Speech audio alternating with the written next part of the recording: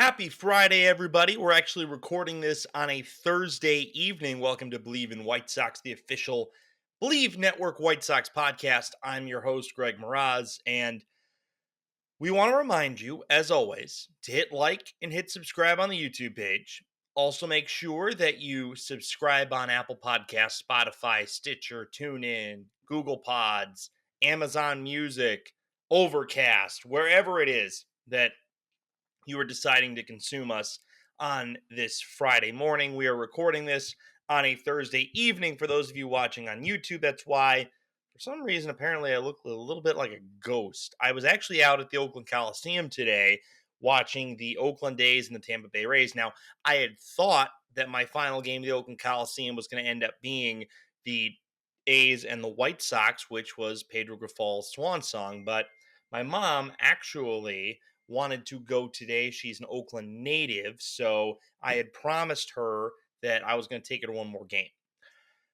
And going to games actually is the first segment I wanted to talk about because the White Sox were just in town playing against the San Francisco Giants, the ballpark that I spend a majority of my time at. And I didn't go to any of the games of this series. Now, Monday, I was not going to be able to go because of some pre existing commitments that I had.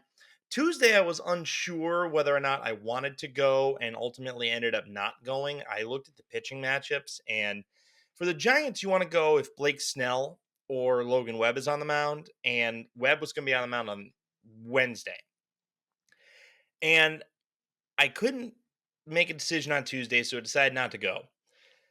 And then I thought about it for Wednesday, and I'm sitting in my apartment on Wednesday morning, and I just said, okay, Garrett Crochet is going to pitch for the Sox. He's only going to pitch 4 innings. I'm already going to a day game the next day. I had some things I need to get done work wise, and I just didn't want to suffer watching the White Sox in person again. Now, they ended up winning the Wednesday game, the only game of the series that they ended up winning, but to me, it was avoiding pain watching, and I watched both games on TV, all 3 games on TV, I should say. But it's the first time in recent memory that the White Sox have been playing in the Bay Area in one form or another, and I did not go. And I simply didn't go because I had seen them play in person enough the one game I went in Oakland. They're not a fun team. And there is, at least having watched them on TV for 3 straight games, I think there is some semblance of hope with guys like Brooks Baldwin. I think that he has a chance to be a pretty good player. I see the potential in Dominic Fletcher, and I see what others in the past have seen with Lenine Sosa. And I remember covering Lenine Sosa when he was a Great Falls Voyager back in the Pioneer League in 2018. But the White Sox have an organizational philosophy that's a big issue, and I saw it constantly throughout this series, and that is swinging at the first pitch. The White Sox swing at the first pitch way too much. Lenine Sosa does it. Brooks Baldwin does it. Luis Robert, to an extent, does it, but he actually had a pretty good series, and it was really funny.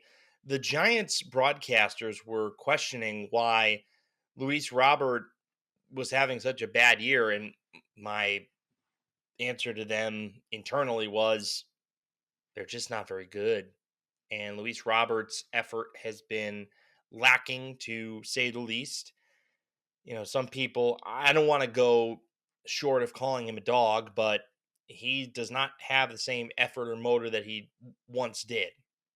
Now, the White Sox offense scored a grand total of 8 runs in the series, with 6 of them coming on Friday, or rather on Wednesday. I don't know why I can't get my days of the week straight, but 6 of them came on Wednesday, and 4 of them came in the 9th inning on Wednesday when the White Sox somehow scored 4 runs in an inning because Bob Melvin decided he didn't want to use his closer Ryan Walker or his setup guy Tyler Rogers.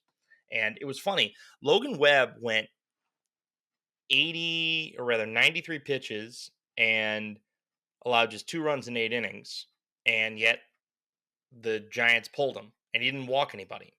And Knowing the White Sox, that's not surprising given how low their walk numbers are compared to the rest of the league. But Eric Miller, who comes in, he issues 2 walks, including one to Luis Robert. So something about the way that Webb was throwing, the White Sox couldn't pick up. But at the end of the day, it basically taught me that the Giants completely mismanaged. So I'll lie, they scored 10 total runs in the series, but the White Sox are losing close games. Each of their last 3 losses has been by 3 runs or fewer. So they're being involved in close games. They're nowhere near where they need to be, obviously. They're 31 and 97 going into the first of a 4-game series against the Detroit Tigers, which will begin tonight, Elvis night. And their homestand is actually a really long homestand. So I didn't even realize it at the time that they got 4 against the Tigers, then 3 against the Rangers, and then 3 against the Mets. So it's a 10-game homestand before they end up going back on the road to the East Coast where they square up with the Baltimore Orioles and the Cleveland Guardians. One thing that I thought was hilarious, if anybody caught it, and I only saw it on Twitter, but Dwayne Kuiper and Mike Krukow, the legendary broadcasters for the San Francisco Giants, ended up recording a segment that got on NBC Sports Chicago, and they were razzing Gordon Beckham, who played 3 career games for the Giants and went 0 for 5. That was probably the best part of the entire series was Mike Krukow and Dwayne Kuiper, who are legends in the Bay Area, just absolutely roasting Gordon Beckham as he was on with Len Casper. And so the White Sox end up losing 2 of 3. We get that funny moment on TV, and that's pretty much all she wrote in terms of what the White Sox did out here on the West Coast. They're 3 losses away from 100, and I saved myself the pain in terms of not actually going out to the ballpark.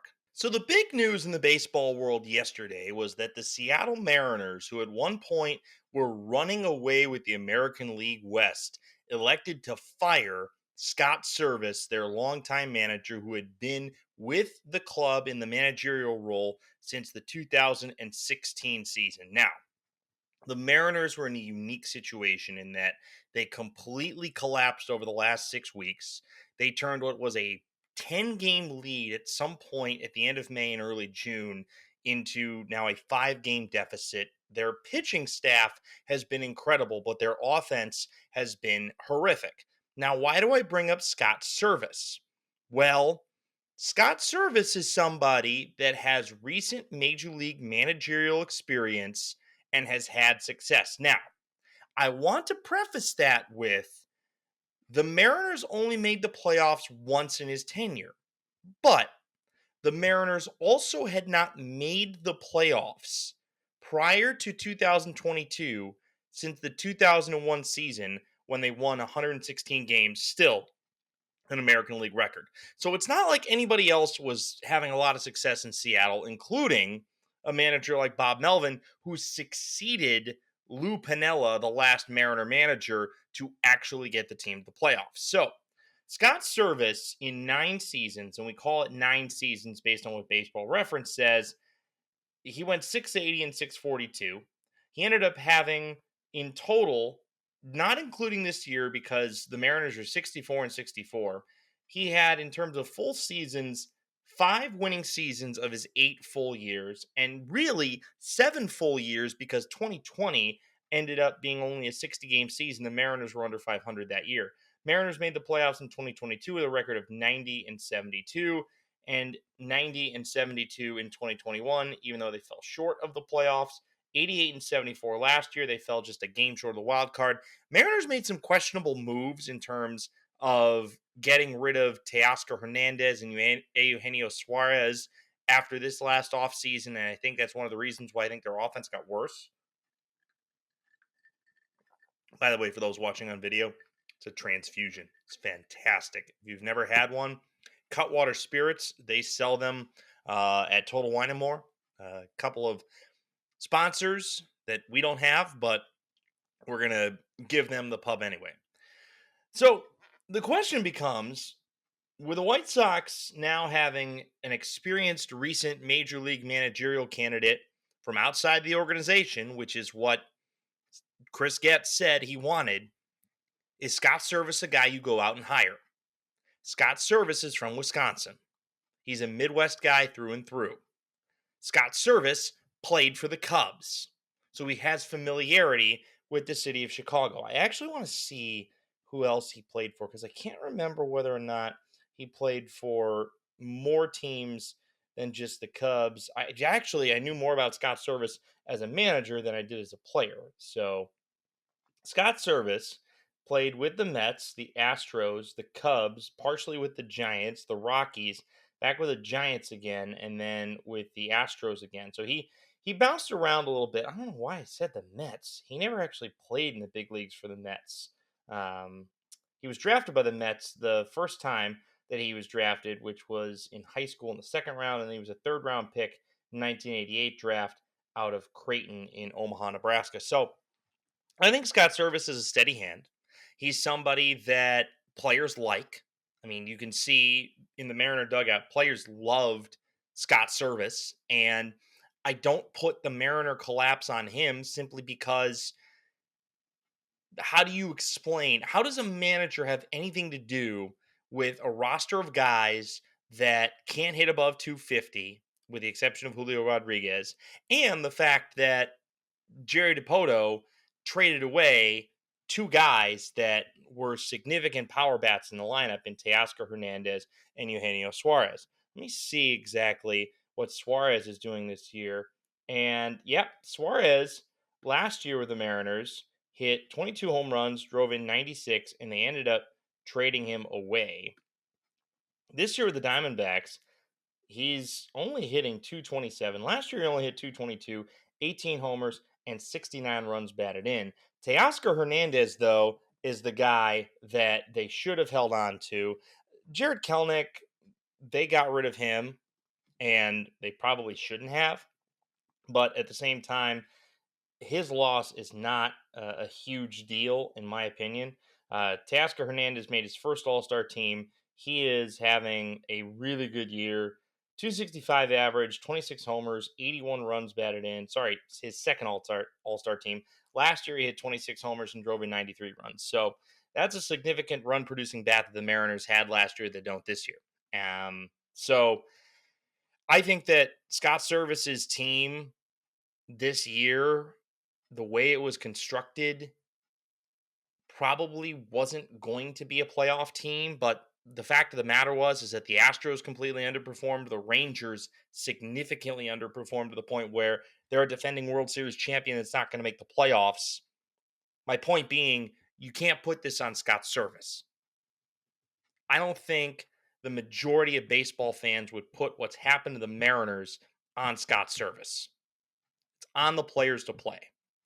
And with that being said, given how good things have been culturally in Seattle in the last 3 to 4 years, you might have made the argument a little bit earlier than that, but the success that the team has had. Now, 2018, they came very, very close to making the playoffs. I believe that at 89 wins, they ended up coming up, I think, maybe a game and a half short of the American League wild card at the time. So there's something to be said for what they're doing in terms of putting a competitive team on the field. I don't know if the White Sox, and this is where I think, if I'm Chris Getz and I have my choice of managers right now, Scott Servais is the first guy I call now that he's available. More so than Skip Schumacher. Skip Schumacher seems like kind of a weirdo to me. And even though he won NL Manager of the Year last year, there's a reason why. Now, granted, they had front office turmoil, but there's a reason why I don't think he's going to be back, because there must be a difficulty in terms of getting him to get along with other people. But you effectively, with Schumacher and now with Scott Servais, you have two guys that were big league managers this year that are going to probably be available as your next manager. Now, Skip Schumacher, because of his relationship with Tony La Russa, and assuming for whatever reason that Tony La Russa is still a shadow GM for the White Sox, he probably is the first candidate for this organization as their next manager. Now, does Scott Servais want to come to a team to where he's guaranteed he's not going to win a darn thing for his first 2 years there? Do the Mariners or do the White Sox say, look, we're going to give you 5 years, and no matter what you do, you're still safe and secure? I think that's what you would have to do in order to get somebody like Scott Servais to come and be this team's manager. I don't think it would take a lot to draw him back to the Midwest. Maybe for a team that he already played for, but, you know, the Cubs are not making a move at manager. They've given Craig Counsell way too much money. The Astros, I think, seem perfectly content at this point with Joe Espada now that they have righted the ship. And those are really the only two significant teams that he has played for, with sparing duties with the Giants and the Colorado Rockies and such. So Scott Servais, I think, is the man for the job based on his temperament, based on his success, based on his ability to really develop culture. I think a couple of years ago when the Mariners offense was struggling, they weren't talking about run differential. They're talking about fun differential. They always have that. They have this little helmet, this like little Darth Vader style helmet with the Mariners. They called it the Swellmet. And Manny Acta, who was the third base coach, former manager himself, would always put it on the player of the game for the Mariners, and they'd always tweet that photo out. So I think Scott Servais would be a great choice now that he is available. So I'm hoping that the White Sox do the right thing and give Scott Servais what he wants. Now, maybe at this point in time, he doesn't want to step right back into the managerial role after being in the same place for so long. And maybe I think and it ended up working out for Andy Reid, but a lot of people thought at the time when the Eagles fired Andy Reid that he should have taken some time off and waited for a better job before taking his next NFL head coaching job. And he ended up taking a job with the Eagles, or rather taking a job with the Chiefs.